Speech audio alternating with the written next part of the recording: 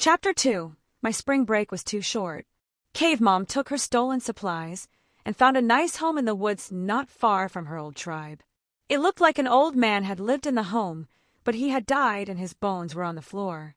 She threw his bones outside, and the next day a wild dog was chewing on them. She gave the dog some of the dried meat from her supplies and named him Chewy. She loved that she had a new friend.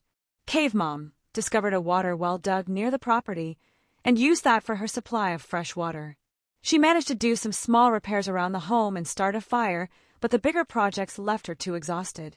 So, she would sometimes work for a few hours in the morning, take Chewy down to the river to play, drink her fermented berry juice in the afternoon, and take a long nap until the evening.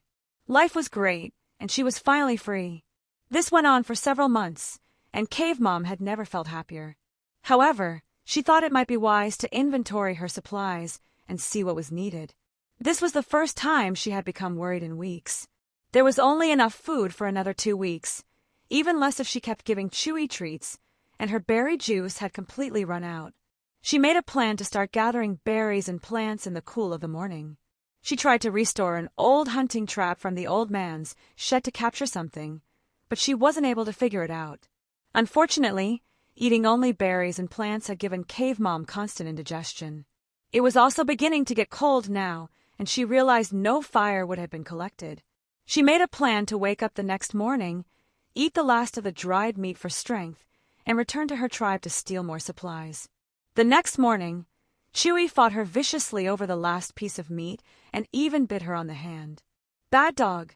She gathered up what she could, while Chewy was eating, and fled back to her old tribe.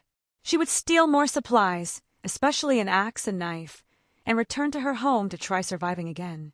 She only thought she lacked experience and would be able to do things better this time. Maybe she could even convince one of the other slave moms to join her.